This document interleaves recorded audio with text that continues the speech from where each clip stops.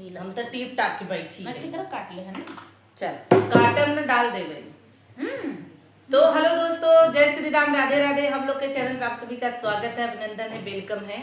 हाथ जोड़ लेते ही। और आज ये बहुत सुंदर सुहाग गीत सविता भाभी लाई हैं। सविता पाल जौनपुरिया पे आप लोग जाइएगा और फुल वॉच करके सबके वीडियो पे सबके चैनल पे जाइए। और सरोजा फेशियल है, शीला ऑफिशियल 001 पर, सब लोग के चैनल सविता पे जौनपुरिया पर, सरोजा शुक्ला पर, सभी लोग पर वीडियो आप लोग फुल वॉच करके देखिएगा। और ननद जेकर ननद नैहरे में ढेर टिके थी। उन्हीं के ऊपर गाना है। उन्हीं के ऊपर गाना बा सक्सेसफुल एकदम होए। अगर जे भाजेकर ननद बहुत झगड़ालू होई, हाँ, उ भाभी लोग जरूर ही गाना सुन जाओ और सुन के कमेंट करत जाओ। हाँ चलो कढ़ा वसूल कर रोजिन ज्यादा देख ला। हाँ। सुहाग गीत है भैया। नहीं पता चले। नहीं तो तू चालू कर दे, वो मान लो कैला के तो जाए रोवे लग। जाए लगी तो बहू ना हो। ऐसा नंदे प्रतिरोध। हाँ, अच्छा पूरे घरे उजाड़ दे।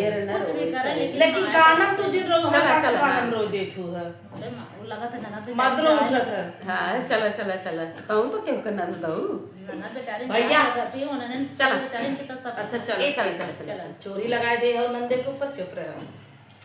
अरे लाल रंगा से निया गुलाल रंगा से निया गुलाल रंगा बेनिया अरे ससुरु कई बेटिया चोराई लाई गई बेनिया अरे ससुरु कई बेटिया चोराई लाई गई बेनिया अरे लाल रंगा बेनिया गुलाल रंगा बेनिया अरे ससुरु कई बेटिया चोराई लाई गई बेनिया अरे ससुरु कई बेटिया चोराई लाई गई बेनिया अरे आउता ना राजा अरे आउता ना राजा बैठा हमारे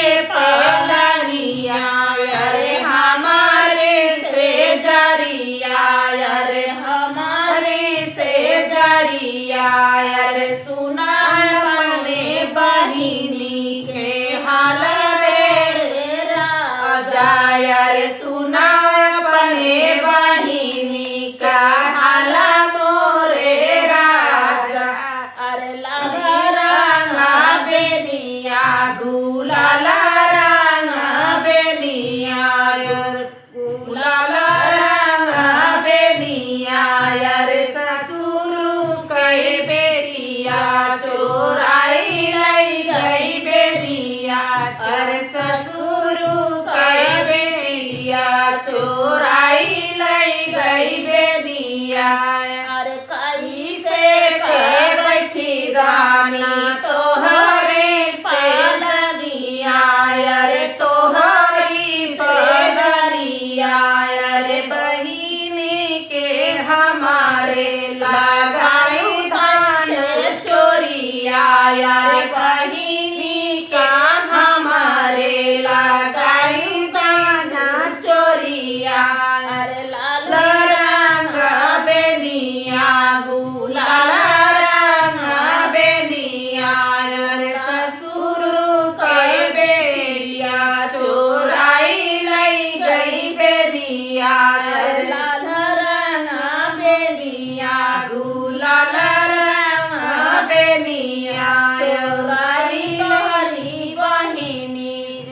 अरे गलत है यार, ज्यादा टिक दा लास्ट में हटाए। जय श्री राम। उल्टा कर दी ये तू अपन धोवा वह सरकाई ले हो। इतना में सही रहना उतना काट देना।